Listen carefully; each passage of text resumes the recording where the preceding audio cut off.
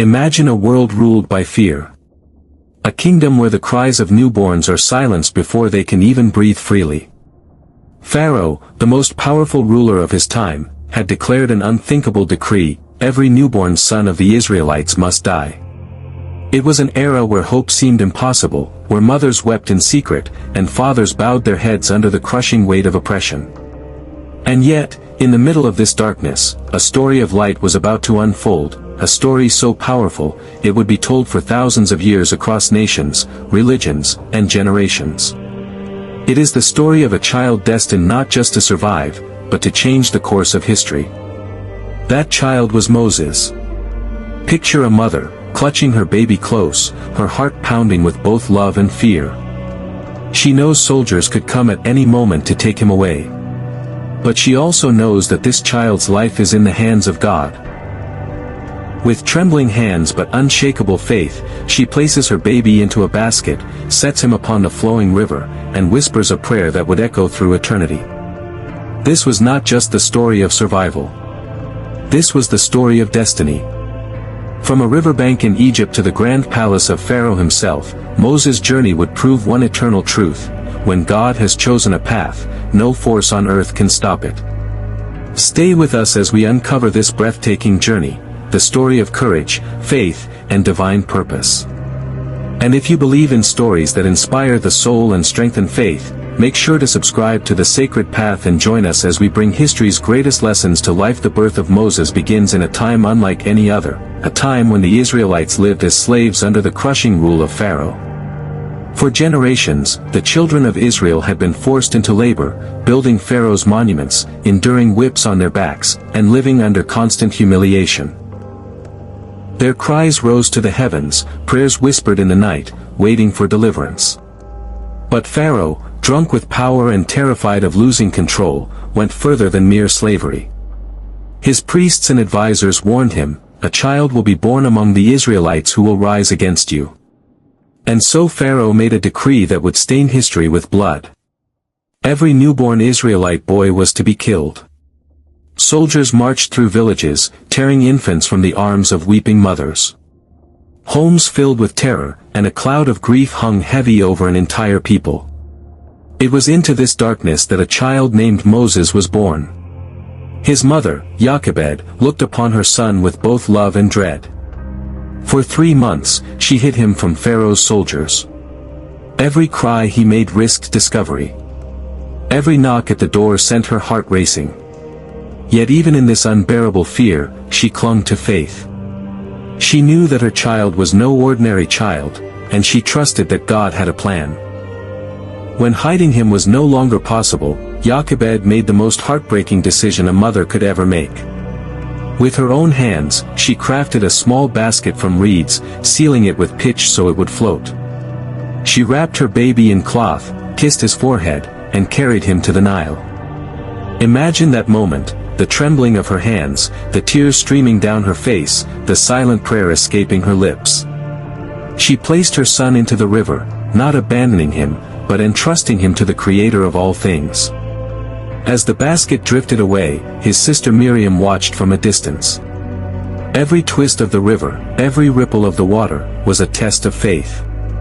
Would the basket overturn? Would it be discovered by soldiers? Or would God's unseen hand guide it to safety? This was the beginning of Moses' journey, not one of chance, but one of destiny. His story reminds us that even in the darkest times, faith can birth miracles. The Israelites were powerless against Pharaoh's armies, but Pharaoh's power was nothing before God's will. The baby who should have been a victim of Pharaoh's cruelty was instead being prepared to live in Pharaoh's own palace. This moment, a mother's sacrifice, a child's survival, and a God's unseen protection, sets the stage for one of the greatest stories of liberation in human history. Moses' life did not begin in comfort, but in danger. And yet, from that very danger came the first spark of hope: the Nile River, lifeline of Egypt. Its waters shimmered under the golden sun, carrying with it stories of life, power, and destiny. On one particular day, its current bore not just reeds and ripples, but the future of an entire people. A small basket floated gently, carrying a child whose cries seemed too fragile for the chaos of the world. But this was no ordinary child. As the basket drifted along the riverbanks, unseen hands guided it, hands not of man, but of divine will. The river that could have swallowed the infant whole became instead the very path of his salvation. Every wave, every turn of the current carried Moses closer to a future no one could have imagined.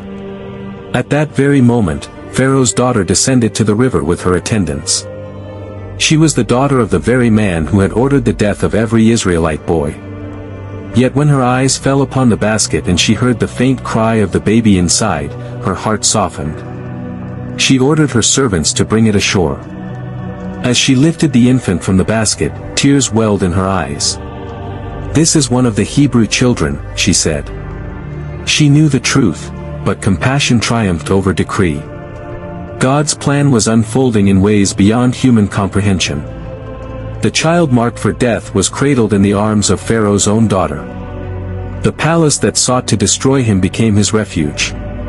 Here is where the irony of destiny shines brightest. The enemy who feared his birth would unknowingly raise him in luxury, educate him in wisdom, and prepare him for leadership. But the story does not end there. Miriam, Moses' sister, had been watching from the reeds. With courage far beyond her years, she approached Pharaoh's daughter and offered a suggestion: "Shall I find a Hebrew woman to nurse the child for you?" And so, by divine design, Moses was returned to his own mother, not as a hunted child, but as a royal ward. Jochebed nursed her son, raising him with love, whispering into his young heart the truth of his heritage and the God who had saved him. Imagine the depth of this miracle. Pharaoh's wealth now paid for the very survival of the child Pharaoh had sworn to kill. A mother's faith, a sister's courage, and a princess's compassion intertwined to create a divine irony that would echo through eternity. In Pharaoh's palace, Moses grew with the finest education, learning the language, science, and strategies of Egypt. He dined with royalty, walked among nobles, and was raised as a prince. But beneath the silks and gold beat the heart of a Hebrew child chosen by God. He was not placed in Pharaoh's palace by accident. It was training ground for a mission far greater than anyone could see. This part of the story reminds us, when all doors seem closed, God can open the most unexpected ones. What was meant for destruction became the foundation of deliverance. Moses grew up in Pharaoh's palace, surrounded by grandeur that most could only dream of. Golden halls, towering statues, lavish banquets, all of Egypt's power and wealth lay before him. To the outside world, he was a prince, the adopted son of Pharaoh's daughter. He wore royal garments, learned from Egypt's greatest teachers, and carried himself with the confidence of nobility. And yet, inside, Moses knew the truth. He was not an Egyptian. He was a Hebrew. The very people who groaned under the whips of taskmasters, who bled building monuments they would never enter, were his people. His mother had whispered it to him as a child, reminding him of his true lineage and of the God who had spared him. As Moses walked among the Israelites, his heart was torn. He saw their suffering with his own eyes, men bent under loads of stone, women weeping over their children, and the despair etched into every face. He could no longer ignore the bloodline that ran through his veins. Though clothed as a prince, his heart burned with the fire of a slave's cry for freedom. One day, that fire boiled over. Moses witnessed an Egyptian overseer brutally beating a Hebrew slave. Rage surged within him. He looked around, saw no one, and struck the Egyptian down. The man collapsed lifeless at Moses' feet. In that instant, the weight of his actions fell upon him. He buried the body in the sand, but word spread quickly. What he had done could not be hidden. The Hebrews questioned his authority. "Who made you ruler and judge over us?" And Pharaoh, furious that his adopted son had turned murderer, sought Moses' life. Overnight, the prince of Egypt became a fugitive.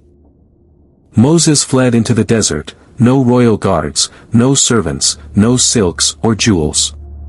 Just a man alone, carrying the guilt of a crime and the burden of a calling he could not yet understand.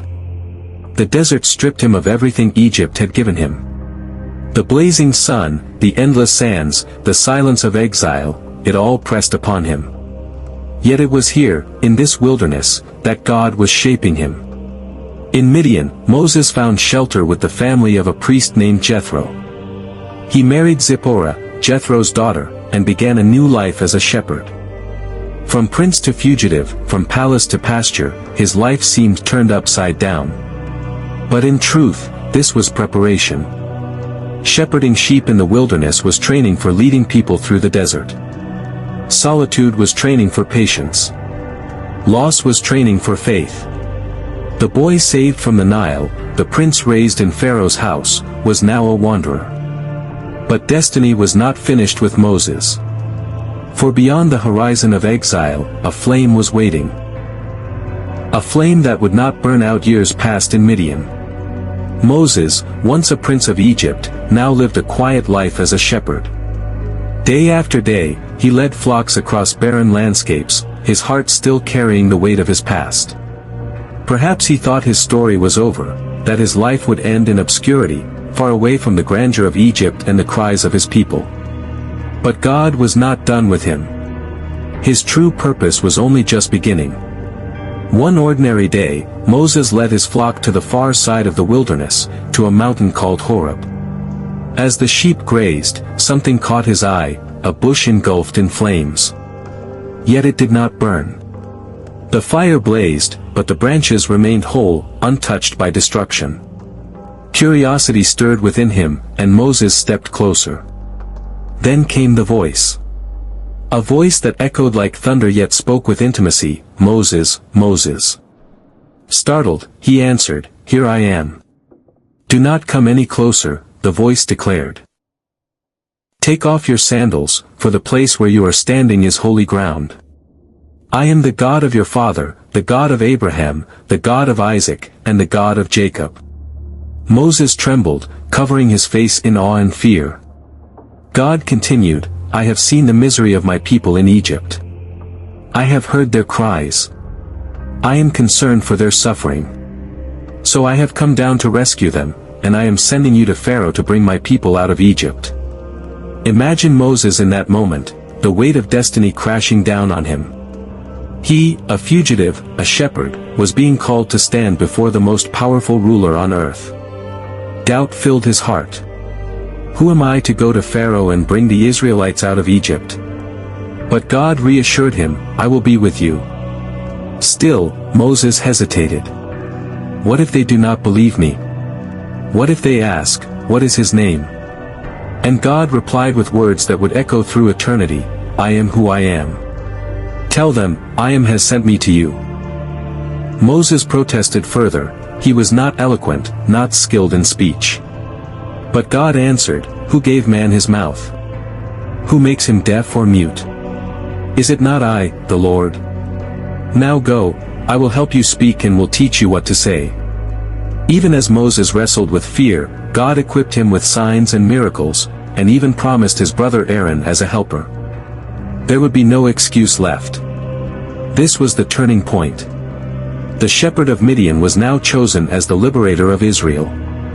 The man who once fled in shame would return in power, not his own, but God's. The burning bush was more than fire, it was a symbol of divine presence, a call that no wilderness, no Pharaoh, no fear could silence. The story of Moses is not just about survival or chance, it is about a divine plan woven through every detail of his life. From the moment he was placed into the Nile to the day he stood before the burning bush, every step had been guided by a higher hand. What seemed like chaos and tragedy was, in truth, preparation for a mission that would reshape history. When God called Moses from the flames, he revealed a plan greater than Moses could have ever imagined, the deliverance of his people from Egypt. This was not just about freeing slaves, it was about revealing God's power, his justice, and his mercy to the world. Pharaoh believed himself to be divine, but God would show through Moses that no throne, no empire, and no man could stand against him. Think about it, the baby who had once floated helplessly in a basket on the Nile was now chosen to confront the very river's master, Pharaoh himself. The boy who had been raised in Egypt's palace would now return not as a prince, but as a prophet. The fugitive who had fled in fear would now walk with courage, carrying the authority of the Almighty. But this mission was not easy. Moses would have to demand freedom from a ruler whose heart was hardened with pride. He would face rejection from his own people, who doubted whether deliverance was even possible. He would witness miracles beyond imagination, rivers turning to blood, the skies filled with locusts, seas parting before his eyes. And through it all, he would learn that true power does not lie in armies, wealth, or kingdoms. True power belongs to God alone. The plan for deliverance was not just about physical freedom, but spiritual freedom. The Israelites had been slaves for generations. Their chains were not only on their hands but on their hearts. God's purpose through Moses was to remind them who they were, children of Abraham, heirs of a covenant, people chosen not for bondage, but for promise. For us today, the story of Moses is more than ancient history. It is a lesson written into human destiny. We, too, face powers that seem unshakable: fear, injustice, hopelessness.